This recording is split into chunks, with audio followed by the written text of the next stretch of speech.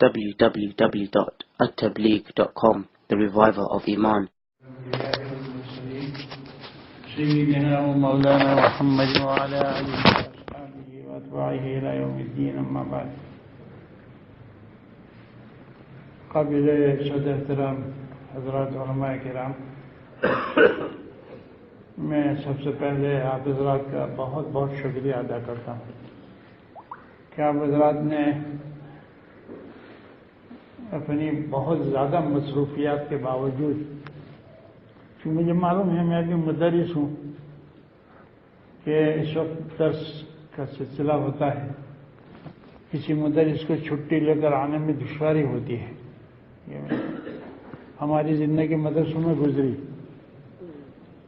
تو میں اس بات سے واقف ہوں، لیکن اس کے باوجود میں نے آپ حضرات کو اس لیے تکلیف دی ہے. میرے محترم بھائیوں، ایک عرصے سے میرے دل میں ایک بات یہ آ رہی ہے کہ ہمارے گجرات میں تقریباً 60 مدرسے ہیں دارالعلوم گجرات میں. اب ظاہر بات ہے کہ کتنے مدرسین ہر ایک مدرسے میں، لیکن میں یہ میرا تاثر ہے، شاید میں غلط بھی ہو سکتا ہوں، یہ کوئی ضروری نہیں کہ میں جو سوچوں وہ صحیح ہو. میرا اپنا تاثر یہ ہے کہ ہمارے علماء بہت محدود پیمانے پر زندگی گزار رہے ہیں. ایک مخصوص دائرے میں انہوں نے اپنے آپ کو گھیر رکھا ہے، سبق پڑھاتے ہیں، گھر چلے جاتے ہیں. اس وقت کے حالات پوری دنیا میں جو ہیں، میں صرف ہندوستان کی بات نہیں کرتا، پوری دنیا، امریکہ سے لے کر چائنا اور سب جگہ، رشیا،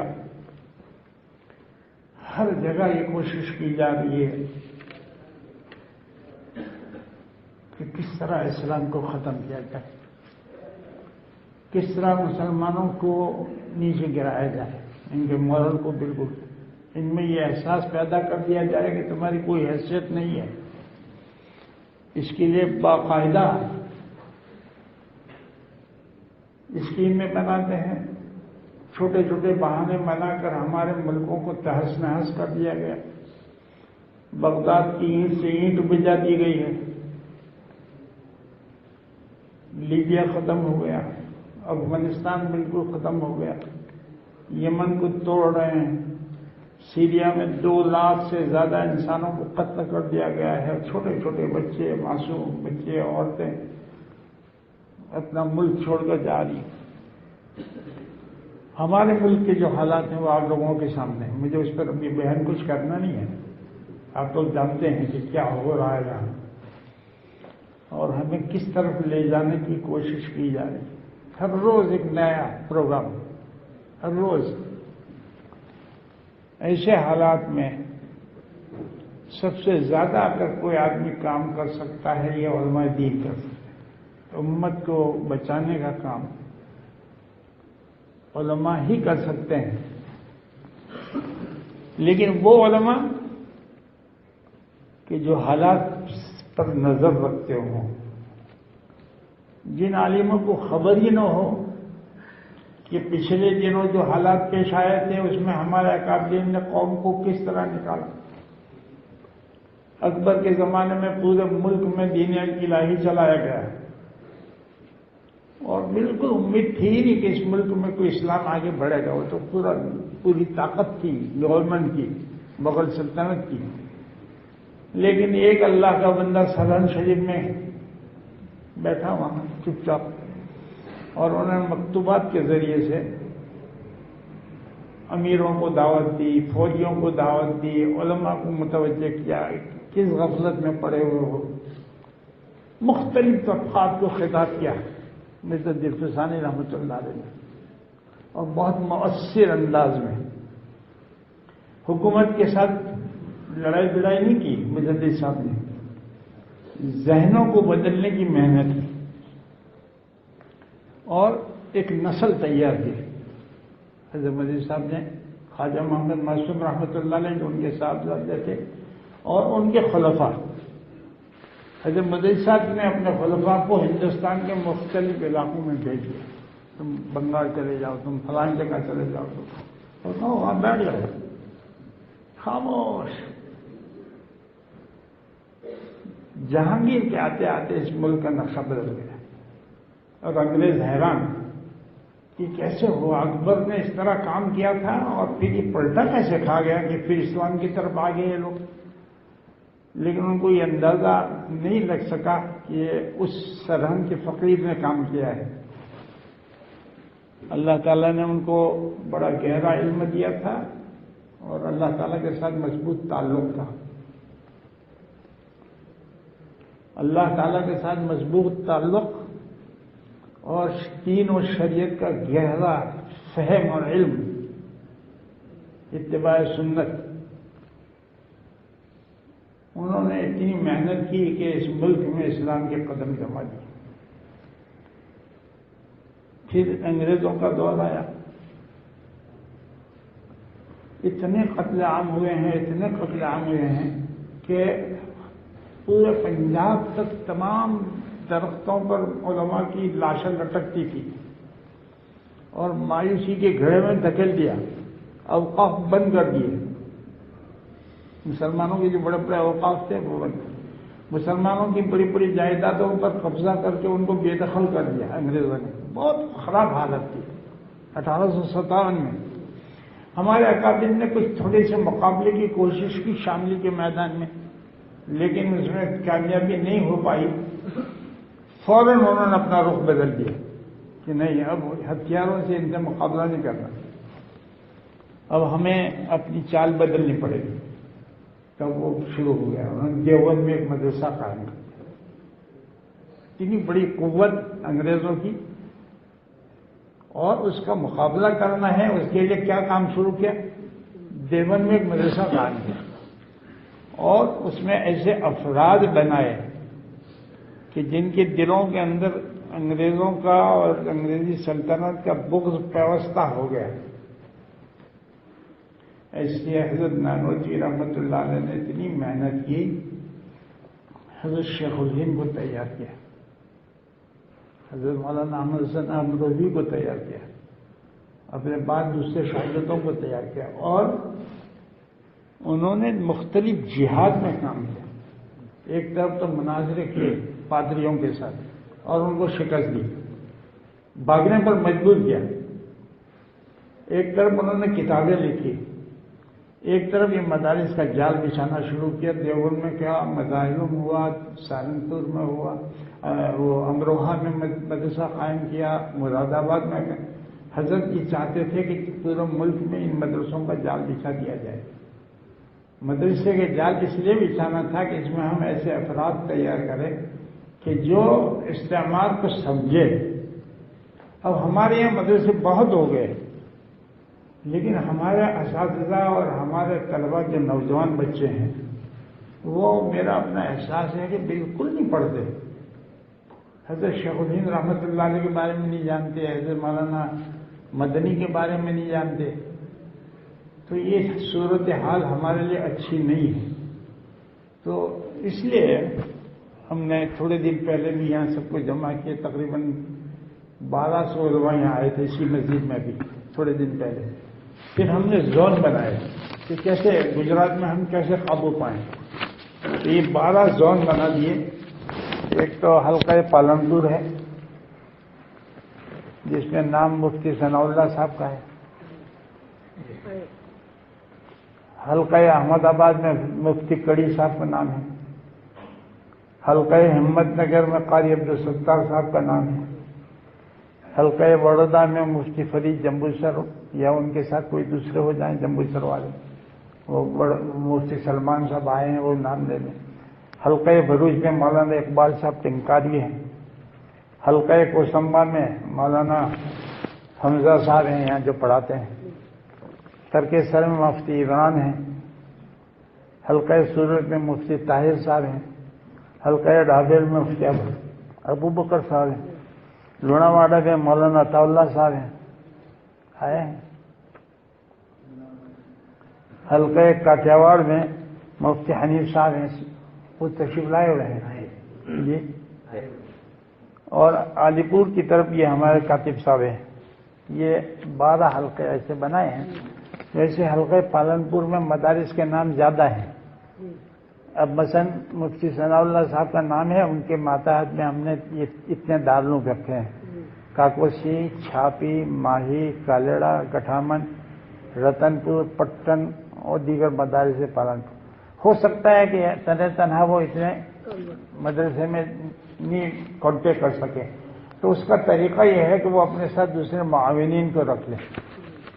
اس لیے ایک فارم ہم نے یہ رکھا ہے کہ دارالعلوم کا نام، اور پھر اس میں ہر دارالعلوم کے اندر 3 فون نمبر ہیں ہر دارالعلوم میں، وہ لکھ کر یہاں بھیجا جائے. اور ہم نے ایک مرکز یہاں قائم کیا کروڑ میں. اس کا نام صرف اتنا رکھا ہے کہ بزم مبادلۃ الثقافہ. بزم مبادلۃ الثقافہ. مبادلۃ الثقافہ یہ ہے کہ مجھے جو معلومات ہے وہ میں آپ تک پہنچاؤں، آپ کے پاس جو معلومات ہے وہ میرے پاس. یہ کام میں نے بہت پہلے سے شروع کیا. میں کافی دنوں سے کتابیں مدرسوں میں بھیجتا رہتا ہوں، لیکن اندازہ مجھے یہ ہوا کہ میرا جو منشا ہے اس منشے کے مطابق وہ کتابیں پڑھوائی نہیں جا رہی. یہ جو حلقے بنائے گئے ہیں اس میں ہم یہ چاہتے ہیں، میں نے اس لیے آج آپ کو تکلیف دی کہ میں کھل کر یہ بات کروں کہ یہ کتابیں صرف اس لیے نہیں ہیں کہ آپ پڑھ کر بیٹھ جائیں کتب خانے میں. جیسے احمد آباد سے بھی مجھے خط ملا کہ بھائی مفتی طاہر مولانا یحییٰ صاحب کو آپ نے جو کتاب دی وہ ہم نے کتب خانے میں رکھ دی، آپ کے کتب خانے سے خط آیا ہے. تو میرے بھائی میں نے کتب خانے میں داخل کرنے کے لیے نہیں دی،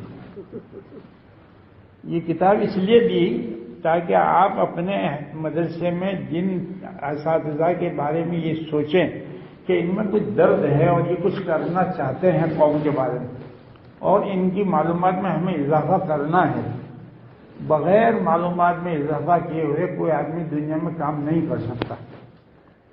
فیلڈ میں کام وہی آدمی کر سکتا ہے کہ جس کے پاس کچھ علم کا ذخیرہ ہو، جو اپنے اسلاف کے پورے کارناموں سے واقف ہو.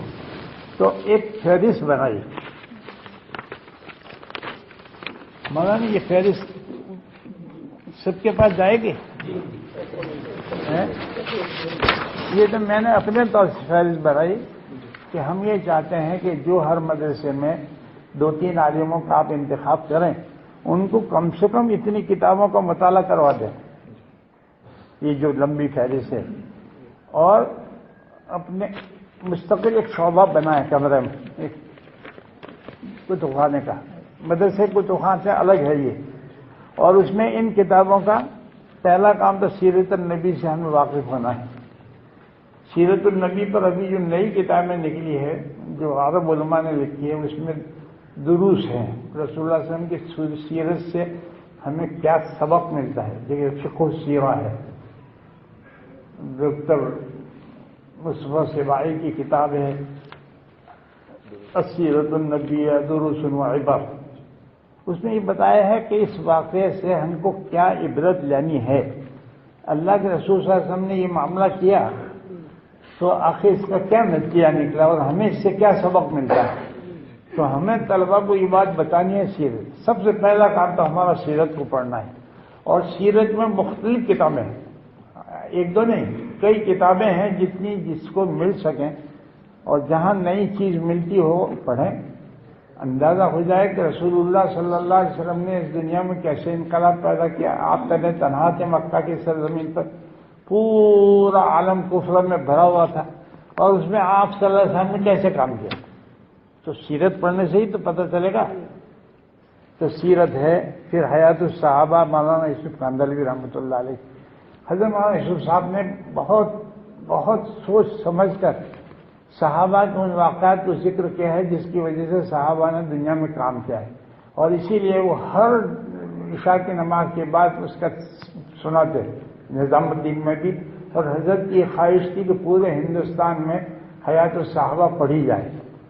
اب وہ اردو میں بھی ہو گئی ہے، عربی میں ہو گئی ہے، اور عربوں نے بھی اس کو ہاتھوں ہاتھ لیا. عربوں نے اس پر جو تبصرے کیے ہیں بہت عجیب و غریب ہیں. حیات الصحاب حضرت مولانا صاحب کی. پھر مولانا علی میاں صاحب کی تاریخ دعوت و عظیمت ہے.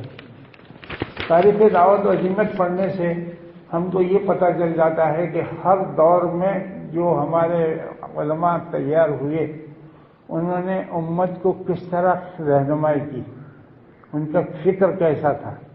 امام تیمیہ کھڑے ہوئے، ابوالحسن اشعری کھڑے ہوئے، اور اسی طرح دوسرے حضرات ہوئے. مولانا علی میاں صاحب نے حسن بصری سے لے کر شروع کیا ہے تو مجدد صاحب تک، حضرت مجدد صاحب تک پورا سلسلہ. ہر طالب علم کو ہمارے یہ پڑھنی چاہیے تاریخ دعوت و عظیمت، تاکہ پتہ چلے کہ ہمارے بزرگوں نے اس طرح کام کیا ہے. بہت عمدہ انداز سے مولانا علی میاں صاحب نے تاریخ دعوت و سیرت سید احمد شہید پڑھنی چاہیے. سید احمد شہید رحمۃ اللہ علیہ نے کس طرح مقابلہ کیا. تذکرہ شاہ اللہ، حضرت شاہ اللہ رحمۃ اللہ علیہ بڑے محدث تھے، بہت بڑے فقیہ تھے، لیکن آپ دیکھیں گے کہ ان کے سیاسی خطوط بھی چھپے ہوئے ہیں. حضرت شاہ اللہ رحمۃ اللہ علیہ کے سیاسی خطوط کیا ہوا، انہوں نے لکھے، بہت سے لوگوں کو خطوط لکھے کہ بھائی انگریز آ رہے ہیں تمہارے اوپر، کیا مصیبت آنے والی ہے ذرا سوچو. تو ہمہ جہتی کام کیا شاہ اللہ رحمۃ اللہ علیہ. تو شاہ اللہ رحمۃ اللہ علیہ کی زندگی کو پڑھنا چاہیے، اور تذکرہ مجدد الفسانی پڑھنا ہے، تذکرۃ الرشید ہے، تذکرۃ الخلیل ہے. امام محمد قاسم نانوتوی، حضرت نانوتوی نے کوئی معمولی کام نہیں کیا، بہت بڑا کام کیا حضرت نانوتوی نے. یہ دارالعلوم دیوبند جو ہے، حضرت شیخ الہند رحمۃ اللہ علیہ فرماتے تھے کہ میرے استاد نے صرف سبق پڑھانے کے لیے مدرسہ قائم نہیں کیا، وہ افراد تیار کرنا چاہتے تھے کہ ایسے افراد تیار کریں جو خوب معلومات رکھ کر اسلام کا مقابلے کے لیے اپنے آپ کو وقف کریں. میں اچھی تنخواہ مل گئی کسی مدرسے میں، میں حدیث شریف پڑھا رہا ہوں، میں فقہ کی کتاب پڑھا رہا ہوں، ٹھیک ہے، بہت اچھا ہے، لیکن یہ ہمارا مقصد نہیں ہے کہ ہم بہترین تنخواہ لے کر مدرسے میں سو جائیں. ہمیں تو کام کرنا ہے، امت پر نظر کرنی ہے کہ کس طرح کام ہوتا ہے. ایسے ایسے افراد تیار کرنے ہیں کہ اپنی محنتوں کا پھل سامنے لا کے دیکھیں کہ یہ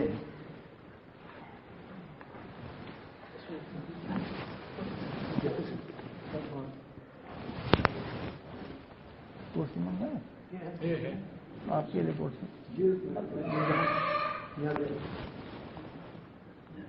تو حضرت نانوتوی رحمۃ اللہ علیہ نے بہت سوچ سمجھ کر دارالعلوم دیوبند کو بنیاد ڈالی. ہمارے لیے خوشی کی بات ہے کہ حضرت نانوتوی رحمۃ اللہ علیہ کے پوتے پرپوتے ہمارے یہاں موجود ہیں. حضرت مولانا سفیان صاحب، مولانا سالم صاحب کے صاحبزادے، جو دارالعلوم وقف کے محتمم ہیں، اور ماشاءاللہ بہت عمدہ طریقے سے کام کر رہے ہیں. تو یہ حضرت نانوتوی کا ہم لوگوں پر احسان ہے. میں نے ابھی حضرت سے کہا کہ جامعہ قاسمیہ میں آج یہاں جمع ہونا یہ بھی نیک خالی ہے، اس لیے کہ جامعہ قاسمیہ نسبت حضرت نانوتوی کی طرف.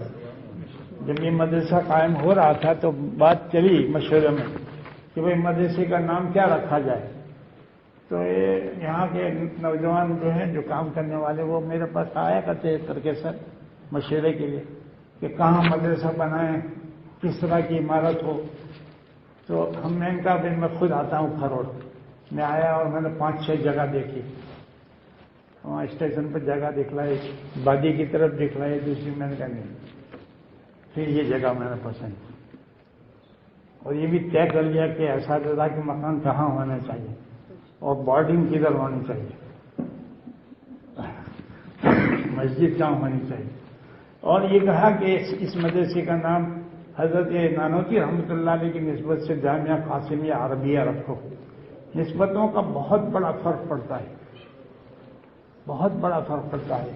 یہ ہمیں یاد دلاتا ہے کہ یہ ہمارے اکابرین نے ایسے مدرسے قائم کر کے اس ملک میں اسلام کی بنیادوں کو مضبوط کیا ہے، اور ہمیں وہ کام ان مدرسوں میں کرنا ہے. یہ یاد دہانی کرنی.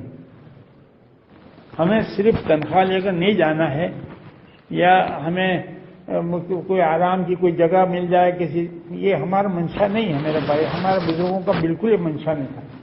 اگر یہ منشا ہوتا تو بڑی بڑی تنخواہیں ہمارے بزرگوں کو پیش کی گئی تھی، بڑی بڑی، اس زمانے میں جہاں ان کے پاس 1500 روپے نہیں بلکہ 15 روپے تنخواہ، 15، اور ان کو بڑی تنخواہ کی آفر کی گئی تو انہوں نے کہا نہیں تھا، ہمیں تو اتنی تنخواہ ہے اس میں گزارا ہو جاتا ہے، ہم کیا کریں گے۔ حضرت مولانا یعقوب صاحب نانوتوی رحمۃ اللہ علیہ کہتے بھائی مجھے تو اتنی تنخواہ مل رہی تو اس سے میرے طلباء کے ساتھ میں، تو کہا کہ آپ کی طلباء کو بھی ہم بلا لیں گے۔ انہوں نے کہا نہیں ٹھیک ہے، طلباء کو آپ بلا لیں گے، لیکن میرے یہاں ایک بیری کا درخت ہے وہ میں کھایا کرتا ہوں۔ ان کا منشا بیر کھانا نہیں تھا، لیکن مولانا یعقوب نانوتوی کی زندگی کو ہم پڑھیں کہ اس شخص نے نانوتا میں جو پیدا ہوا۔ حضرت مولانا علی میاں صاحب رحمۃ اللہ علیہ نے ایک جملہ لکھا ہے کہ ابقری شخصیتیں چھوٹے چھوٹے قصبوں میں پیدا ہوئی، بڑی جنس قسم میں ابقری شخصیتیں دیوبند میں، نانوتا میں، گنگوہ میں، امبیٹا میں، ایسے قصبے۔ حضرت فرماتے تھے کہ عجیب اللہ تعالیٰ کی قدرت ہے کہ ایسی چھوٹی چھوٹی بستیوں میں اللہ تعالیٰ نے ابقری شخصیتیں پیدا کی، اور انہوں نے ایسے کارنامے انجام دیے کہ اگر ہم ان کے نہج پر چل کر ٹھان لیں کہ ہمیں اس ملک میں نوجوانوں کو بنانا ہے، اور خاص طور پر ہمارے پاس جو طلبہ پڑھ رہے ہیں ان کا ذہن تیار کرنا، تو رات دن پھر ہم محنت کریں۔ تو میں پوری فہرست صاحب کے سامنے پڑھنا نہیں چاہتا، یہ سب کو دے دیے، سب کے پاس یہ جتنے نمائندے آئے ہیں سب کو فہرست دے دی ہے، اور وہ فارم بھی دے دیا ہے کہ جس میں مدرسے کا نام، مقام مدرسے کا پتہ، پن کوڈ نمبر، وائس، اور اس کو ہم نے مرکز بنایا کھروڑ کو۔ حضرت مولانا صدر رہیں گے علیم صاحب، اور حضرت کے چونکہ بہت مصروف ہیں تو حدیث شریف پڑھاتے ہیں، سفر بھی ہوتے ہیں، تو حضرت اپنے ساتھ 2-3 معاونین کو رکھیں گے۔ تو یہ وقتاً فوقتاً آپ حضرات سے کانٹیکٹ کریں گے کہ بھئی جو کتابیں آپ تک پہنچی یا آپ نے منگوائی ہو تو اس کو پڑھوایا گیا کہ نہیں، اس کے کیا اثرات ہیں۔ جب تک ہم ایک دوسرے سے مضبوط، یہ جملہ جو ہے میں نے لکھا ہے جو مبادلۃ الثقافہ، اس کا مطلب یہ ہے کہ معلومات کو ایک دوسرے تک پہنچانا۔ مجھے جو چیز معلوم ہے وہ آپ تک میں پہنچاؤں، آپ کو جو معلوم ہے آپ مجھے پہنچائیں۔ تو اس دن بھی ہم نے کچھ کتابیں یہاں سین میں رکھی تھی جو ہمارے کتب خانے میں تھی، جو بہت سے کتب خانے میں یہاں نہیں ہو سکتی۔ میں نے کہا لوگوں کو معلوم ہو جائے کہ یہ کتابیں چھپی ہوئی ہے اور اس کو ہمیں منگوانی ہے۔ بہت سے لوگ کتابوں سے ہی ناواقف ہیں، اچھی اچھی کتابیں چھپ رہی ہیں اور ہمارے علماء سے واقف نہیں ہیں، شروحات سے واقف نہیں ہیں۔ تو اس لیے اچھا ہم یہ چاہتے ہیں کہ ہمیں کوئی اچھی کتاب ملے تو ہم تمام مدرسوں میں پہنچائیں، لیکن اب ہماری اتنی کیپیسٹی نہیں ہو سکتی کہ ہم لوگ 200-300 کتابیں تمام مدرسوں میں بھیج دیں۔ تو ہم نے حلقے اس لیے بنائے ہیں کہ ہم ہر حلقے میں جو اپنی پسندیدہ کتاب ہے وہ بھیجیں گے، وہ حلقے کے ذمہ دار دوسری کتابیں خود خریدوائیں اپنے اپنے دوستوں سے، اور پھر وہ اپنے متعلقہ مدرسے میں، ہر مدرسے میں مولانا 2-3 آدمی کا انتخاب، زیادہ نہیں۔ مثلا چھاپی میں آپ کو یہ ہے کہ یہ 2-3 آدمی ایسے ہیں کہ جن کو ذوق ہے پڑھنے کا، تو آپ نے انتخاب کر لیا، ان کے نام لکھ لیے، ان تک پہنچائیں کتابیں۔ ہر حلقے میں ایسے ضرور ایسے لوگ ہیں جو کتابیں خرید کر علماء کو دے سکتے ہیں۔ یہ اس لیے ہے کہ ہمارے علماء کی تنخواہیں بہت کم ہیں۔ اگر ہم یہ کہیں کہ بھئی مولوی لوگوں کو یہ کتابیں سب پڑھنی چاہیے، تو وہ کہتے ہیں کہ ہمارے تو گھر کا بچوں کا علاج نہیں ہوتا نہیں، آپ کہتے ہیں کہ علماء ہند کے شاندار ماضی خریدو اور فلانی کتاب خریدو۔ ہمارا بجٹ ایسا نہیں ہے، میں جانتا ہوں اس کو۔ تو اس کا علاج یہ ہے کہ ہم اصحاب خیر کو متوجہ کر کے اچھی کتابیں خرید کر ہم علماء تک پہنچائیں، اور پہنچا کر بیٹھے نہ رہیں، پھر معلومات حاصل کریں۔ میں نے 2-4 عالموں کو کچھ کتابیں دی اور 1 مہینے کے بعد پوچھا کہ بھائی وہ کتاب میں نے آپ کو دی تھی تو آپ نے اس کو پڑھی؟ تو اس نے کہا کہ ابھی موقع نہیں آیا۔ مہینے کے بعد، 1 مہینے کے بعد یہ کہتے ہیں کہ ابھی موقع نہیں آیا۔ تو یہ لوگ کام نہیں کر سکتے. مہینے کے بعد بھی اگر آپ کوئی کتاب نہیں پڑھ پاتے تو آپ کیسے دنیا میں کام کریں گے؟ صاحب فکر علماء کی ضرورت ہے کہ جو حالات کو ان کتابوں کو پڑھ کر سمجھیں، اپنے اسلاف کی تاریخ سے واقف ہوں. اس وقت کیا چل رہا ہے، موجودہ زمانے کی کیا تحریکات ہیں، اور یہ تحریکات میں ناکامیاں کیوں ہوئی. اخوان کی تحریک چلی، مثال کے طور پر کہہ رہا ہوں، 50 لاکھ نوجوان اخوان کی تحریک میں شامل ہوئے. 50 لاکھ. انگریزوں نے کس طرح اس کو تباہ و برباد کیا. اتنی طاقت بڑھ گئی تھی کہ پورے عرب ممالک میں ان کی قوت بڑھی، تو انہوں نے دیکھا کہ یہ تو بہت بڑی طاقت بڑھ رہی ہے. تب انہوں نے پھر کوشش کی اندرونی طور پر اور ان کو اتنا بدنام کیا. سید احمد شہید رحمۃ اللہ علیہ جب گئے تو میں نے خود پڑھا کتاب میں، ایک انگریز نے ایسا لکھا، دیکھو ایک انگریز کی شہادت، کہ سید احمد شہید کی تحریک کو ناکام کرنے کے لیے ہمارے ہتھیاروں نے وہ کام نہیں کیے جو ہماری کتابوں نے کام کیا. انہوں نے کچھ مولویوں کو خریدا اور سید احمد شہید رحمۃ اللہ علیہ کے خلاف کتابیں لکھوائی، یہ تو وہابی ہیں، یہ تو ایسے ہیں. اور پٹھانوں کو سید احمد شہید کے خلاف کر دیا. ہتھیار نہیں استعمال کیا انگریزوں نے. پورے اس علاقے میں ان کے خلاف ایک فضا پیدا کی. جب عرب ممالک میں کتاب چھپی دیوبندیہ عقائدہا، تو میں نے پڑھا بڑی خطرناک کتاب علماء دیوبند کے خلاف، بہت ہی خطرناک کتاب، کہ دیوبندی ایسے خراب ہیں، یہ ہے وہ. میں سوچنے لگا کہ کیا وجہ ہے کہ اس وقت میں یہ دیوبندی کتاب چھپ رہی ہے، اور وہی دبئی سے چھپ رہی. میں نے وہاں شہید صاحب کو لکھا، مولانا ارشد صاحب کو لکھا، بھائی یہ کتاب چھپ رہی ہے، دیوبند کے بارے میں ذرا دیکھو، اس کا کوئی جواب تیار کرو کہ دیوبند ہے کیا. یہ کیا ہے اصل میں؟ ان کو خطرہ ہے صرف اس وقت موجودہ دور میں علماء دیوبند سے. یہ میں آپ کو بتاؤں. میں وہاں ٹورنٹو میں ایک پیپر پڑھ رہا تھا اردو کا، اس میں ایک رپورٹ میں نے پڑھی کہ ایک پارٹی ہوتی ہے جو تھنکنگ پارٹی کہلاتی ہے امریکہ میں، جو صدر امریکہ کو مشورہ دیتی ہے. اس نے صدر امریکہ کے سامنے ایک رپورٹ پیش کی. اس میں یہ لکھا تھا کہ اگر دہشت گردی کو ختم کرنا ہے پاکستان سے تو دیوبندی خیال کے جو 2000 مدرسے ہیں ان کو کسی صورت سے بھی بند کروایا جائے، اور ان کو جہاں سے امداد ملتی ہے وہ بند کروانے کی کوشش کی جائے. ایک پوری رپورٹ، اس کا اردو ترجمہ وہ اخبار میں آیا. وہ ٹورنٹو کی بات کر رہا ہوں. میں پڑھ رہا ہوں، یا اللہ، امریکہ کے اندر یہ مشورے ہو رہے ہیں دارالعلوم دیوبند کے بعد. ہاں، اس میں یہ بھی لکھا تھا کہ یہ جو دیوبندی مدرسے چل رہے ہیں پاکستان میں، ان کا اصل مرکز دیوبند ہندوستان میں ہے، اس پر نظر رکھی جائے. تو میں نے اس کی فوٹو کاپی کروائی تھی، اس جمعیت کے دفتر میں بھیجا مولانا محمود صاحب کو، اور مولانا محبوب الرحمان صاحب تھے اس زمانے میں، اللہ ان کی غریب رحمت کرے. اور میں نے ایک مصرع صرف لکھ دیا تھا اوپر، تیری بربادیوں کے مشورے ہیں آسمانوں میں. کہاں کہاں مشورے ہو رہے ہیں، کہاں کہاں مشورے ہو رہے ہیں کہ علماء دیوبند کو ختم. یہ جو کتاب چھپی ہے میرے بھائیوں، وہ اسی کی کڑی ہے کہ علماء دیوبند کو اتنا بدنام کیا جائے، اتنا بدنام کیا جائے کہ لوگ دیوبند سے اور دیوبندی علماء سے کٹ جائیں. وہ سمجھ گئے ہیں کہ ہمارے مقابل میں اگر کوئی ڈٹنے والی قوم ہے یا تحریک ہے تو یہ جو دیوبند سے تعلق رکھنے والے. حضرت نانوتوی نے جس نسل کو تیار کیا ہے یہی کھڑے رہیں گے. یہ بات سمجھ رہے ہیں یہ لوگ، ہم سے زیادہ یہ لوگ بات سمجھ رہے ہیں. اسی لیے جب پاکستان میں اس کا اعلان ہوا کہ بھائی کوشش یہ کی جائے کہ ان کو جہاں سے پیسے ملتے ہیں وہ بند کر دیا. آج امریکہ میں یہ حال ہے کہ کوئی چندے کے لیے جاتا ہے اور کہا کہ آپ چیک لکھ کر دیجیے، وہ نہیں دیتے. نہیں بھائی، ہم چیک نہیں دیتے. کیوں؟ اگر آپ نے چیک دے دیا دعوے جامعہ اسلامیہ کے نام یا فلاں، تو گورنمنٹ کہتی ہے کہ مدرسے کو آپ نے بھیجا پیسہ، کسی مدرسے کو آپ پیسہ نہیں بھیج سکتے، ہمارا پیسہ ہے، ہم اپنا پیسہ کسی مدرسے کو نہیں بھیج سکتے. اسکول کے نام بھیجیے، آپ کسی سوشل جماعت کے نام بھیجیے یا نقدی دے دیجیے. تو وہاں آج کل نقد دے دیتے ہیں ڈالر. اب نقد دے دیتے ہیں، اس پر بھی مصیبت آتی ہے.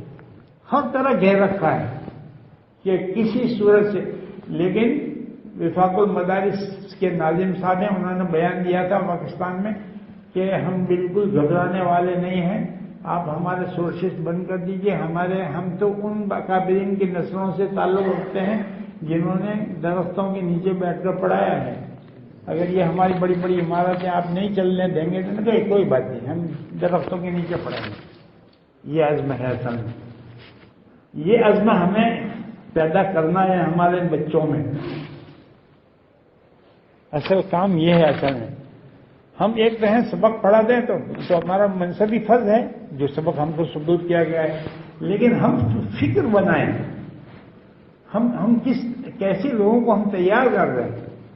اس لیے اور اچھا مولانا یہ بھی ضروری نہیں ہے کہ ہر قسم کی اچھی کتاب کا نام مجھے ہی معلوم ہو. آپ کو معلوم ہو سکتا ہے، آپ کو معلوم ہے. اگر آپ کو کوئی نئی کتاب معلوم ہو گئی، آپ نے میرے پاس بھیجی کہ مولانا ایک نئی کتاب آئی ہے، بہت عمدہ ہے، اس میں بہت اچھے افکار ہیں، بہت اچھی طرح لکھی گئی، فوراً میں منگواؤں گا اور میں اپنے حلقے میں اس کو تقسیم کروں گا. اس کو کہتے ہیں مبادرۃ الثقافہ. معلومات کو ایک دوسرے تک پہنچانا، ایکسچینج آف نالج انگلش میں کہتے ہیں. ایکسچینج آف نالج، کہ جو چیز آپ کو خبر ہے آپ دوسروں تک اسے پہنچانے کی کوشش کریں، لے کر بیٹھے نہ رہیں، سانپ نہ بٹھا رکھیں. کتابیں بھیجی، ذرا دیکھیے اور کتب خانے میں داخل کر. ایک مولانا کو میں نے پوچھا، کیونکہ مجھے تجربے ہو رہے ہیں، میں تو آج ایک 1.5-2 سال سے کتابیں بھیج رہا ہوں. ایک مدرس کو میں نے پوچھا کہ فلانی کتاب میں نے آپ کے مدرسے میں بھیجی تھی، آپ نے اس کو پڑھا؟ ہمارے ضلع کے. ہمیں نہیں معلوم مولانا، ہمیں معلوم نہیں کہ وہ کتاب ہمارے مدرسے میں آئی ہے کہ نہیں آئی. تو میں نے محترم صاحب کو خط لکھا کہ حضرت میں نے فلانی کتاب بھیجی تھی، آپ نے مدرس کو نہیں بتائی کہ مولانا نے یہ کتاب بھیجی ہے، اس کو ذرا پڑھو. تو کہا کہ مدرس کا یہ فرض نہیں ہے کہ وہ آ کر ہمیں یہ معلوم کریں کہ نئی کون سی کتاب آئی ہے، یہ سارا کام محترم ہی کو کرنا ہے. انہوں نے ایسا جواب دیا. لو اب اس کا کیا جواب ہے؟ محترم یہ کہتا ہے کہ مدرس کا یہ فرض نہیں ہے. پھر میں نے ایک اور بات چلائی کہ میں مدینہ منورہ گیا جامعہ اسلامیہ میں، تو جامعہ اسلامیہ یونیورسٹی ہے، اس کے کتب خانے میں داخل ہوا تو آگے اتنا بڑا ہال ہے، جیسے لابی ہے نا، وہاں بہت بڑے ایسے گلاس رکھے ہوئے ہیں، بہت لمبے چوڑے، اور اس کے اوپر لکھا ہے الکتب الجدیدہ. تو وہ کیا ہے کہ جامعہ اسلامیہ میں جو نئی کتابیں مصر سے، شام سے، دوسرے علاقوں سے آتی ہے، ہر مہینے میں آتی ہے، وہاں تو عرب ممالک، تو وہ لوگ کتابیں اس میں رکھتے ہیں. تو جو استاذ کتب خانے میں جائے گا وہ دیکھے گا کہ یہ نئی کتاب آئی. اب مجھے تفسیر کا ذوق ہے تو پھر میں دیکھوں گا کہ تفسیر پر یہ نئی کتاب آئی.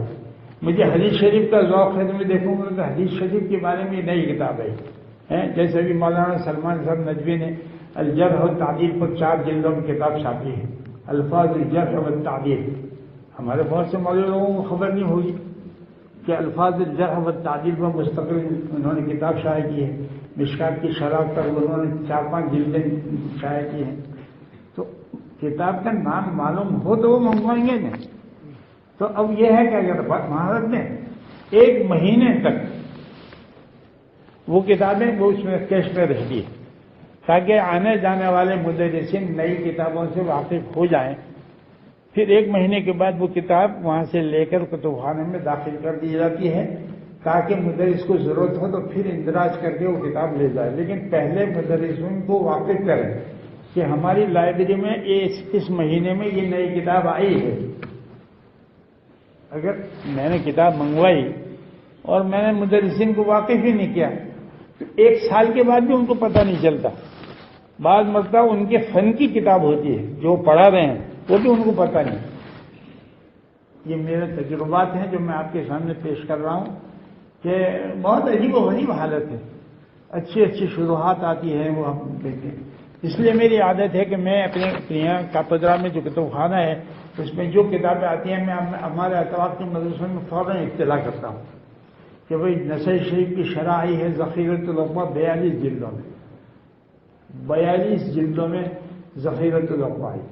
ابھی گزشتہ ہفتے میں آئی مسلم شریف کی شرح 47 جلدوں میں، البحر السجاج بشرح مسلم ابن حجاج، کتنی جلدوں میں؟ 47، 2 جلدیں مقدمے پر ہے اور 45 جلدیں اصل مسلم شریف پر ہے، اور کیا طباعت ہے اس کی، اور کتنی بہترین کتاب ہے۔ 1800 ریال صرف ایک کتاب کی قیمت، 1800 ریال۔ اور یہ ہمارے مدرسے کے علماء کو معلوم ہو جائے کہ بھئی یہ مسلم کی شرح آئی ہوئی ہے تو کم سے کم اس کی زیارت تو کریں۔ امام محمد بن حسن الشیبانی کی ایک کتاب آئی جو پہلے کبھی نہیں چھپی تھی، اور کویت والوں نے اس کو چھاپا، تو جب ہم کویت گئے تو وہ کتاب میں وہاں سے لے آیا، تو مولانا شیر علی صاحب رحمۃ اللہ علیہ کا پتر آیا، تو میں نے کہا حضرت امام شیبانی کی کتاب آئی ہے، تو جب انہوں نے دیکھا تو حضرت نے اس کے ایسا سر پر رکھا، مولانا شیر علی صاحب نے اس کتاب کو سر پر رکھا اور یہ کہا کہ مولانا زندگی بھر اس کا نام پڑھتے رہے امام محمد بن شیبانی کی کتاب کو، لیکن دیکھنے کا موقع نہیں ہوا کہ آج پہلی مرتبہ اس کتاب کی زیارت کر رہے ہیں۔ تو ایسی کتابیں جو پہلے کبھی نہیں چھپی وہ آج چھپ رہی ہے، مصر میں چھپ رہی ہے، کویت میں چھپ رہی ہے، اور صاحب قطر میں چھپ رہی ہے، بڑی بڑی کتابیں چھپ رہی ہیں قطر میں، کویت میں۔ ابھی علماء ہند کے فتاوی چھپ رہے ہیں بمبئی میں، کئی کتنے فتاوی سب کو دیکھ کر ایک مجموعہ تیار کرو۔ تو میں نے خط لکھا عبد الواحد صاحب کو کہ بھئی یہ کتاب ہمیں بھیجو، 3 جلدیں چھپی ہے۔ تو انہوں نے کہا یہ کتابیں مدارس والوں کو یہ لوگ مفت دینا چاہتے ہیں، لیکن ہر مدرسے کے پیٹ پر خط جانا چاہیے، ہر مدرسے والے اپنے پیٹ پر لکھیں کہ بھئی آپ یہ کتاب، تو بھئی ایک اچھی چیز ہے۔ کیونکہ جب مدینہ منورہ گئے تو وہاں مولانا عاشق علی صاحب رحمۃ اللہ علیہ جو تھے، میرٹھ ہی نہیں بلند شہری، ان کے صاحبزادے ڈاکٹر ہیں، وہ یہ کام کر رہے تھے کہ جتنے فتاوی چھپے ہیں اس کو سامنے رکھ کر ایک انتخاب کر رہے ہیں فتاوی کا، تاکہ سارے فتوے الگ دیکھنے کی ضرورت نہ پڑے، یہ معلوم ہو جائے کہ اس فتوے پر فلانے نے بھی یہ لکھا ہے، یہ لکھا ہے۔ تو وہ مجھے کہہ رہے تھے کہ بہت لمبا چوڑا کام ہے جی۔ اور پروفیسر اکرم ندوی صاحب جو ہیں لندن میں، مجھ سے کہنے لگے کہ میں اور محدثات عورتیں کون سی گزرے ہیں جنہوں نے حدیثیں پڑھائی ہیں، المحدثات من النساء، اس کی 40 جلدیں تیار ہو گئی۔ اب اس کو چھاپے کون، یہ سوال ہے۔ 40 جلدیں تیار کر رہے ہیں پروفیسر اکرم ندوی۔ آپ اگر اس کو دیکھیں گے راستے میں تو ایسا پتہ بھی نہیں چلے گا کہ یہ اتنا بڑا کام کرنے والا آدمی، بالکل سیدھا ساتھ میں دیہاتی آدمی معلوم ہوتا ہے اکرم ندوی، لیکن بڑا کام ہوتا ہے خاموشی کے ساتھ۔ تو ہمارے علماء کو کتابوں سے واقف ہونا چاہیے کہ کہاں کیا چھپ رہا ہے، اور ہمارے کتب خانوں میں ہمیں کیا چیز لانی ہے، اور یہ ہمارے علماء کو بتانی ہے، اور پھر طلباء کو نوٹ کرانی ہے۔ پروفیسر حضرات یہ کرتے ہیں اسکولوں میں کہ ایک مضمون پر تھوڑا سا لیکچر دیتے ہیں اور پھر اس کے مراجع بتاتے ہیں کہ آپ حضرات زیادہ معلومات حاصل کرنے کے لیے اس مضمون کو فلانی کتاب میں دیکھ سکتے ہیں۔ مراجع کی کتاب لکھوائی جاتی ہے باقاعدہ یونیورسٹیوں میں، ہمارے یہاں اس کا رواج نہیں ہے۔ ہمارے یہاں وہ ہے جو گجراتی کے اندر ایک مسل مشہور ہے کہ درو نہیں بٹلا ہوا نا ماچلا کھبڑا ہوا نا، ماچلا کھبڑا ہوا نا درو، یعنی یہ نہیں بتلائیے کہ یہ بات میں نے کہاں سے لی۔ ہم دیوبند میں تھے، مولانا حسن صاحب تھے رحمۃ اللہ علیہ، سید حسن، ان کے سبق میں ہم بیٹھے ہوئے تھے، تو ان کی ایک عادت تھی کہ بھائی دیکھو متوجہ ہو جاؤ، میں آپ کو ایک ایسی بات بتاتا ہوں جو آپ کو کسی شرح میں نظر نہیں آئے گی، طلبا کو متوجہ کرنے کے لیے۔ تو انہوں نے ایسے بہت زوردار الفاظ میں کہا، تو ایک طالب نے کہا حضرت یہ میرے خط کے حاشیے پہ لکھا ہوا ہے۔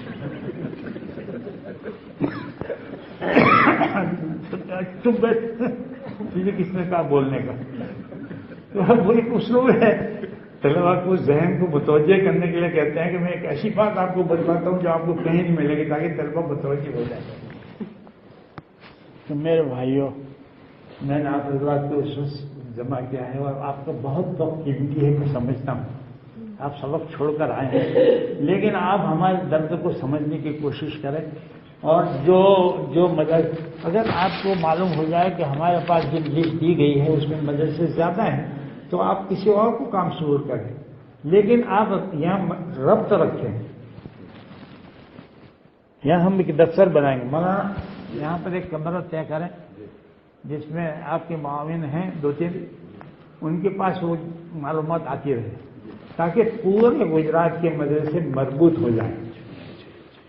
جتنے ہمارے گجرات کے مدرسے ہیں، میں نے گنتی کی تقریباً 60 مدرسے ہیں، 60 مدرسے میں اگر 3 عالم برابر پڑھنے والے بن جائیں 60 میں 180 ہو جائیں۔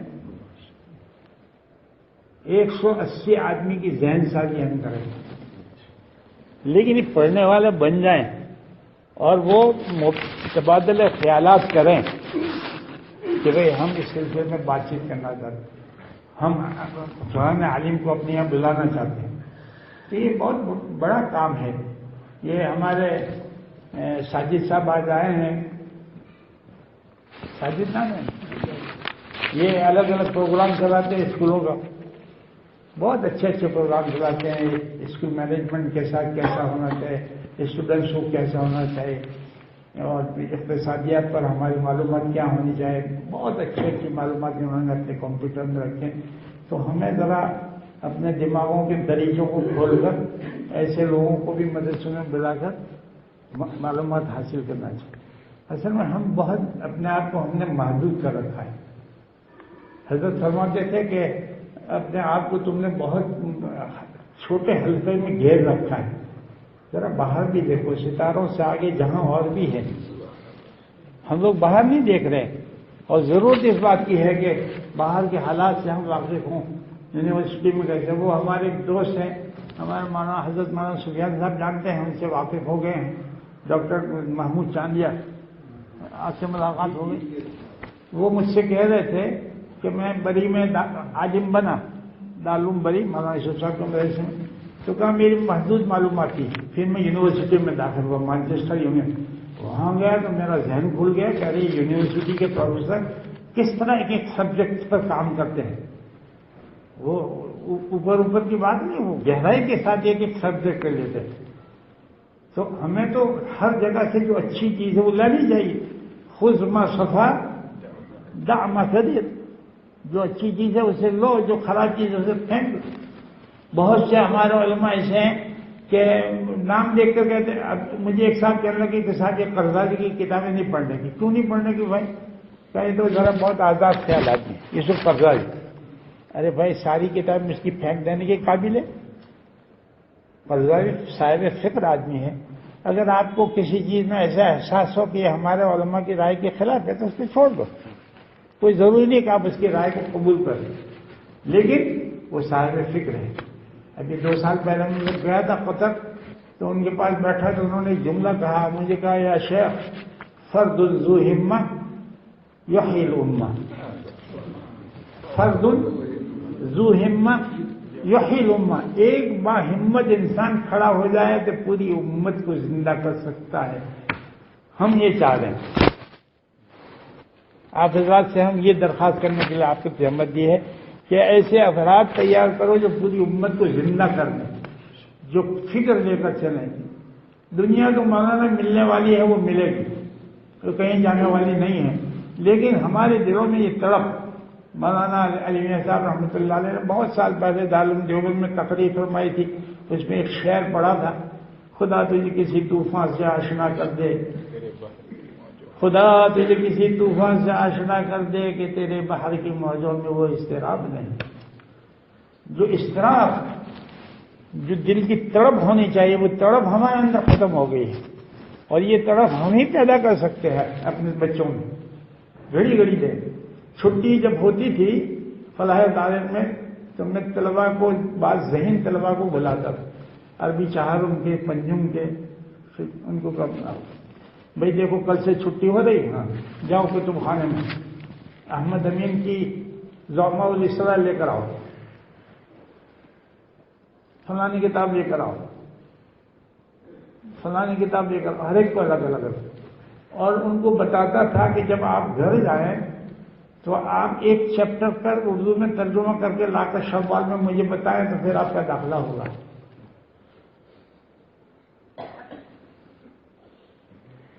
الکلیلہ و جمنا کا باب الاسد والسور، میں نے کہا اس کا ترجمہ کر کے لاؤ۔ منشا کیا کہ اس بہانے سے یہ چھٹی کے دنوں میں کتاب کے ساتھ کچھ نہ کچھ منسلک رہیں گے۔ کچھ بچے گاؤں میں پڑھ کر آئے کاپدرا میں نے ان کو بلایا اور میں نے مولانا محمد حسن رحمۃ اللہ علیہ، مولانا علی میاں صاحب کے پاس جن کا انتقال ہو گیا شہید، ان کی کتاب ہے الاسلام الممتحن، بہت جاندار عربی کے مضامین ہیں۔ الاسلام میں نے اس عربی چہاروں کے تعلیم کو وہ کتاب دی، میں نے کہا بھائی آؤ اس کو پڑھ میرے سامنے پڑھ۔ تو 5 تعلیم کو میں نے بلایا تھا، تو 5 میں سے ایک باقی رہا اور 4 دوسرے دن نہیں آئے۔ وہ یہ سمجھتے کہ ہم ان کے سامنے پڑھیں گے تو ہماری غلطی نکلے گی۔ میں نے ان سے کہا کہ میرے پاس کوئی چھڑی تو ہے نہیں کہ آپ کی پٹائی ہوگی، آپ کی غلطی ہوگی تو میں آپ کو بتاؤں گا کہ آپ یہ غلط پڑھ رہے ہیں۔ لیکن ایک جمع رہا، ایک کا علم جمع رہا برابر، اور وہ میرے سامنے پڑھتا رہا۔ جب اس نے 3-4 مضمون پڑھ لیے پھر میں نے وہ کتاب اس کو دے دی، میں نے کہا گھر لے جاؤ اور اس کا ترجمہ کر کے جب چھٹی پوری ہو جائے تو ترک سر میں مولانا حبیب الرحمان صاحب جو ادیب صاحب ہیں ان کو جا کر بتاؤ کہ حضرت میں نے اس کتاب کا یہ ترجمہ کیا ہے۔ صلاحیتیں اجاگر کریں، طلباء کی صلاحیتیں اجاگر کریں، ان کو بتائیں کہ یہ کتاب ہے، اس کو پڑھو، اور پھر پڑھا کہ نہیں پڑھا اس کے بارے میں معلومات حاصل کریں۔ جب وہ چھٹی کے بعد آ جائے تو پوچھیں۔ وہ ابھی مولانا نے کہا کہ ہمارے یہاں یہ کیا ہے کہ کوئی کتاب ہم دیتے ہیں پھر طلباء سے کہیں گے کہ اس کا خلاصہ اپنی کاپی میں لکھو، پوری کتاب جو کتاب آپ نے پڑھی کیا خلاصہ ہو وہ لکھ کر ہم کو بتاؤ، تاکہ ہمیں پتہ چل جائے کہ آپ نے کتاب میں سے کیا خلاصہ کیا، تاکہ ان کی ذہن سازی ہو۔ ہم لوگ ذہن سازی نہیں کر رہے ہیں اور اس کی وجہ سے ہمارا اچھا سرمایہ طلباء کا ضائع جا رہا ہے۔ اور کتنے طلباء آ رہے ہیں مولانا، کتنے طلباء آ رہے ہیں، کسی مدرسے میں 40 فارغ ہو رہے ہیں، کسی میں 30 فارغ ہو رہے ہیں، کسی میں 15 فارغ ہو رہے ہیں۔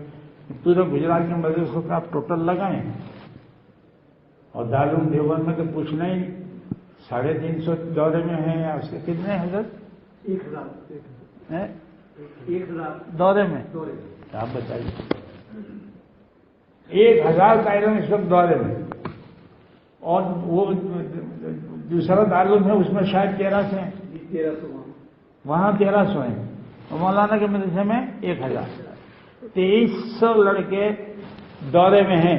اب اس میں ہمیں تلاش کرنا ہے کہ اس میں ہیں کتنے ہمارے جوہر جن سے ہم امت کا کام لے سکتے ہیں، ان کے پیچھے پڑیں، ان کو دیکھیں کس میں کیا صلاحیت، ہر ایک کے اندر صلاحیت ہوتی ہے کچھ نہ کچھ، وہ صلاحیت اجاگر کرنے کی ضرورت ہے۔ اگر ہم نے چھوڑ دیا ان کو کہ تو پڑھتے ہوں جاؤ، آپ نے تقریر کی وہ سن کر چلے گئے، کیا فائدہ؟ لیکن آپ دیکھیں کہ بھئی آپ کی تقریروں کا کیا اثر ہوا اور ان میں کیا صلاحیت بن رہی ہے، یہ کیسی عبارت پڑھ رہے ہیں، ان کو کتنی معلومات ہیں نئی کتاب کی، کچھ نہیں۔ تو میں تو یہ درد دل آپ کو سنانے کے لیے یہاں بیٹھا ہوں، اور میں آپ سے درخواست کرتا ہوں کہ اللہ کے واسطے آپ ذرا اس کی فکر کریں۔ اگر آپ فکر کریں گے اللہ کے یہاں آپ معذور ہوں گے۔ امت کو اس کی ضرورت ہے، امت اسلامیہ اس وقت اس کی محتاج ہے کہ آپ پوری فکر مندی کے ساتھ طلباء کو تیار کریں، ورنہ اللہ تعالیٰ کے یہاں ہم پوچھے جائیں گے۔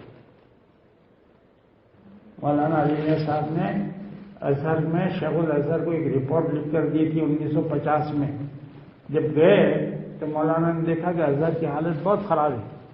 مولانا کو بہت افسوس ہوا کہ عالم اسلام کی اتنی بڑی یونیورسٹی اور طلباء بے شعور، بالکل اسلام کی کوئی فکر نہیں، آزاد رہن سہن بھی ایسا کہ پتہ ہی نہیں چلے کہ یہ مسلمان طلباء ہیں ازہر کے۔ حضرت کو بہت درد ہوا تو انہوں نے شیخ الازہر کے سامنے اپنی تکلیف کا اظہار کیا، مولانا سید ابوالحسن علی نے، تو انہوں نے کہا کہ ابوالحسن آپ جو مجھ سے بات کر رہے ہیں آپ مجھے رپورٹ تیار کر کے دیجیے تاکہ میں اپنی کمیٹی کے سامنے اس کو پیش کروں. تو مولانا علی میاں صاحب نے رات بھر بیٹھ کر رپورٹ تیار کی کہ میں ازہر کے طلباء کو کس طرح تیار کرنا چاہیے.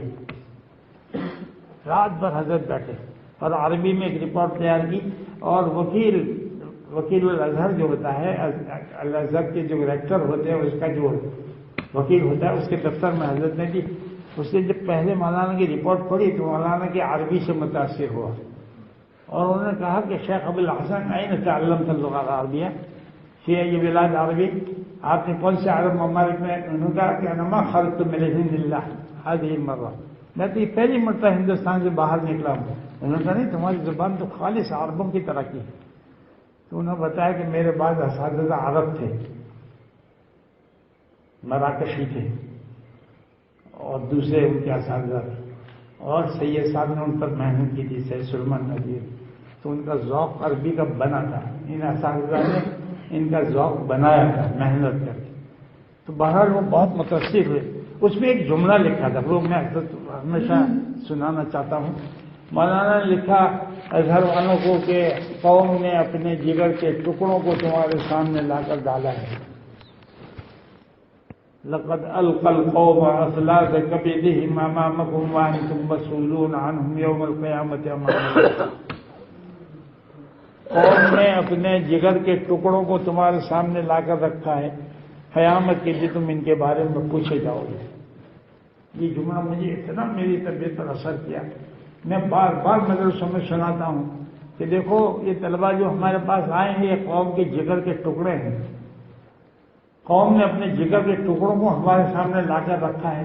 اگر ہم نے ان کا فکر نہیں بنایا، ان کے دل میں اسلام کا درد نہیں پیدا کیا تو ہم ناکام ہو گئے. سبق پڑھا دینے سے کام نہیں چلتا، سند دے دینے سے کام نہیں چلتا. ہمیں ضرورت ہے صاحب فکر طلباء کو پیدا کرنے جو اپنے آپ کو قربان کرے. اور مولانا ان لوگوں نے تو دنیا کو خیربات کہہ دیا تھا. حضرت نانوتوی کو دیکھو سیدھے سادے کپڑے لنگی پہنتے تھے، ایک لال رومال. میں نے سنا، میں نے تو نہیں دیکھا حضرت نانوتوی کے لیے، تو ان کے حالات پڑے کہ ایک رومال ایسا ڈالتے تھے اور کبھی جاتے تھے تو لوگ پہچان بھی نہیں سکتے تھے کہ امام نانوتوی ہیں. شیخ الہند رحمۃ اللہ علیہ کو پہچان نہیں پاتے تھے. مولانا معین الدین اجمیری گئے اجمیر سے تو ٹانگے والے سے کہا کہ بھائی کسی مولانا کے یہاں لے جاؤ. کہا کسی بڑے مولانا کے یہاں لے جاؤں آپ کو. حضرت شیخ الہند کو بڑے مولانا دیوبند والے کہا کرتے تھے. کہاں بڑے مولانا کے یہاں؟ کیونکہ گرمی کا زمانہ تھا. حضرت شیخ الہند رحمۃ اللہ علیہ بنیان پہنے ہوئے تھے اور لنگی باندھے ہوئی تھی. دروازہ کھٹکھٹایا، کہا کہ کوئی مولانا مہمان آئے ہیں. وہ تو شیروانی ویروانی پہنے کے مولانا معین الدین صاحب اجمیر والے، ان کی ایک دبدبہ تھا. تو حضرت شیخ الہند باہر تشریف لائے اور کہا تشریف لائی حضرت، اور ان کا بستر حضرت شیخ الہند نے اٹھایا. شیخ الہند رحمۃ اللہ علیہ نے مولانا اجمیری کا بستر اٹھایا اور اپنے کمرے میں لے گئے. مولانا اجمیری یہ سمجھے کہ یہ مولانا جو بڑے مولانا ہے محمود الحسن، یہ ان کا کوئی خادم عظیم ہے. تو جب اندر گئے تو کہا بھائی مولانا کو اطلاع کرو کہ اجمیر سے معین الدین آیا ہوا ہے، وہ آپ سے ملاقات کرنا چاہتا ہے. کہ حضرت آپ تشریف رکھیں، گرمی بہت ہے، اطلاع ہو جائے گی. اور پنکھا جھولنے لگے. پھر ٹھنڈا گلاس لے آئے شربت کا. تو وہ ناراض ہوئے. ارے بھائی میں آپ سے یہ کہہ رہا ہوں کہ مولانا کو اطلاع کرو، تم کبھی پنکھا جھولتے ہو، کبھی شربت لاتے ہو اور مولانا کو اطلاع نہیں کر رہے. کہا کہ بڑے مولانا تو یہاں کوئی نہیں ہے، محمود الحسن کا ایک شخص جو نئے ہوں یہاں رہتا ہے. ایک شخص ہے جس کا نام محمود الحسن ہے.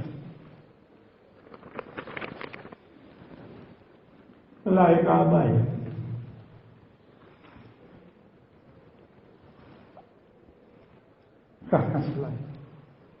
یہ حضرت نانوتوی کی پروردہ ہے. یہ حضرت نانوتوی کی پروردہ. اور میں نے سنا کہ حضرت نانوتوی کے انتقال کے بعد شیخ الہند رحمۃ اللہ علیہ حضرت نانوتوی کے گھر تشریف لے گئے اور آواز دی، اماں جی حضرت کی جوتیاں ذرا باہر بھیج دیں. حضرت نانوتوی کے گھر میں سے معلوم نہیں کیوں مانگ رہے ہیں. یوں پردے سے نیچے سے جوتیاں بھیجی، حضرت نانوتوی کی جوتیاں شیخ الہند نے اپنے سر پر رکھی، میرے استاد کی جوتی ہے۔ انتقال کے بعد ہمارے بچے ہمارے آنکھوں کے سامنے ہماری جوتی سیدھی کرتے ہیں، جب درسگاہ سے نکلتے ہیں دوڑتے جلدی جلدی، لیکن جب ہم نہیں ہوتے تو پھر ہمارے خلاف باتیں کرتے ہیں، خلاف مولوی یونس نے کیا وہ کرتا اس، اور یہ انتقال کے بعد ان کی جوتیوں کو اپنے سر پر رکھتے ہیں، تب جا کر شیخ الہند بنے۔ نانوتوی نے شیخ الہند کو بنایا، مولانا احمد حسن امروہی کو بنایا، چند آدمیوں کو بنایا، ہندوستان میں چھوڑ دیا، پھر شیخ الہند نے بنایا، حسین احمد مدنی بنائے، شبیر احمد عثمانی بنائے، انور شاہ کشمیری بنائے، کیسے کیسے لوگ تیار کیے حضرت شیخ الہند، اور سادہ مزاج کے آدمی، کھدر کا کپڑا پہنتے ہیں، سادہ کھانا کھاتے ہیں، کوئی بڑی تنخواہ نہیں، کچھ نہیں۔ یہ ہمارے لیے اسلاف کے نمونے ہیں میرے بھائیوں۔ اللہ کرے کہ ہمارے اندر یہ بات پیدا ہو جائے اور ہم اس کو، یہ کاغذات سب کو پہنچ گئے ہیں۔ میں اب آپ کے تاثرات جاننا چاہتا ہوں، آپ میں سے کوئی حضرات کوئی رائے دینا چاہے، اس لیے کہ اس دن موقع نہیں ملا تھا، اس دن جمع ہوئے تھے تو یہ بات مجھے معلوم کرنی چاہیے تھی کہ یہ تو میرے اپنے خیالات ہیں، یہ جو بات میں پیش کر رہا ہوں یہ تو میری سوچ ہے، ہو سکتا ہے کہ میں اپنی سوچ میں غلط ہوں۔ آپ حضرات کے نزدیک کیا علاج ہو سکتا ہے اس جمود کا، اس تعطل کا جو ذہنی اعتبار سے، یہ آپ مجھے چاہے ابھی کہیں چاہے آپ مجھے لکھ کر بھیجیں۔ یہ جو دفتر بنے گا مولانا کے یہاں، وہاں اپنی رائے سے واقف کریں کہ ہماری رائے میں یہ کام کر رہے ہیں، ہماری رائے میں یہ ہے، یہ کتاب پہنچانی ہے۔ ہو سکتا ہے کہ بہت سی کتابوں کے نام آپ کو معلوم ہے جو ہمیں نہیں معلوم ہے، آپ یہاں بھیجیں، ہم کوشش کریں گے کہ حلقے میں پہنچائیں، 12 حلقے میں، ہم اس سے زیادہ کی ذمہ داری نہیں لیتے، پھر ہر حلقے والا اپنے حلقے کے مدارس تک پہنچانے کی وہ محنت کرے، اتنی تھوڑی سی تکلیف تو کرنی پڑے گی، تو اس کا نتیجہ نکلے گا۔ اب جیسے کہ حضرت مولانا محمد احمد صاحب رحمۃ اللہ علیہ، حضرت مولانا حکیم الاسلام کے والد صاحب، ان کی سوانح حیات چھپی بہت اچھی عمدہ قسم میں، پھر حضرت حکیم الاسلام کی سوانح حیات 2 جلدوں میں، ہمارے کتنے مدرسے والوں کو خبر ہے کہ حکیم الاسلام کی سوانح حیات 2 جلدوں میں چھپی ہے۔ 57 سال تک جس شخص نے دارالعلوم دیوبند کی قیادت کی، معمولی بات ہے، اتنے عظیم دارالعلوم کو پوری دنیا میں روشناس کرایا ہے، دارالعلوم کو مولانا طیب صاحب، ہم ان کی سوانح سے مکمل طور پر واقف نہیں ہیں۔ اللہ نے کیا ان کو خوبیاں دی تھی، وہ کسی بات کو 15 منٹ میں ختم کرنا چاہتے تھے تو 15 منٹ میں ختم کر دیتے، اور وہ کسی بات کو پھیلانا چاہتے تھے تو 2.5 گھنٹے میں بیان کرتے تھے۔ اس لیے کہ ہم تو ان کے ساتھ کئی جلسوں میں رہے گجرات، اور تحمل اور بردباری کا یہ حال تھا حضرت مولانا طیب صاحب رحمۃ اللہ علیہ کہ انتہائی اختلافات کے زمانے میں جب دارالعلوم کا فضلہ چلا، ہم نے ان کو سالانہ جلسے کے لیے بلایا تو میں نے تو ایک سرکولر اساتذہ کو بھیج دیا کہ بھائی حضرت تشریف لا رہے ہیں تو دارالعلوم کے قضیے کے بارے میں حضرت کے سامنے کوئی بات نہیں کی جائے تاکہ حضرت کو تکلیف نہ ہو۔ ایک سرکولر گھمایا میں نے اساتذہ، کیونکہ اساتذہ 2 قسم کے تھے، کچھ اس خیال کے بھی تھے، کچھ اس خیال کے، تو ہم نے ان کو پہلے سے کہا کہ حضرت حکیم الاسلام کے سامنے اس جھگڑے کے بارے میں کچھ نہ کہا، لیکن میں یہ سوچ رہا تھا کہ شاید حضرت کچھ نہ کوئی بات فرمائیں گے۔ میں ترکیسر میں ساتھ رہا، پھر وہاں سے ڈابل گئے، دمن گئے، 4 دن میں حضرت کے ساتھ سفر میں رہا، ایک لفظ بھی اس قضیے کے بارے میں حضرت نے نہیں کہا۔ وہی حضرت کے جو مزاج تھا، حکمت کی باتیں یہ جیسا عام طور پر حضرت حکیم الاسلام مجلس میں بیٹھتے تھے اور جس طرح کی بات، اور میں حیران تھا کہ اللہ اس آدمی کا کیسا جگر ہے کہ اتنا بڑا حادثہ ہو رہا ہے ان کی طبیعت کے خلاف، لیکن وہ ایک لفظ بھی نہیں کہتے۔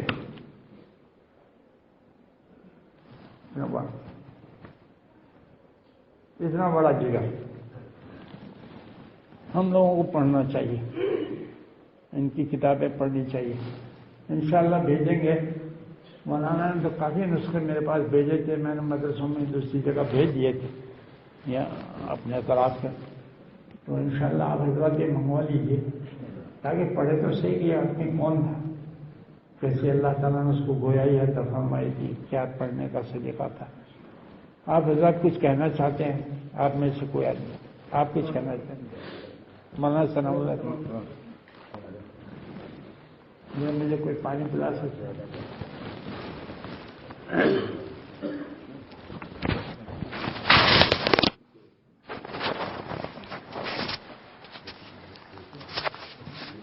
www.attableek.com, the reviver of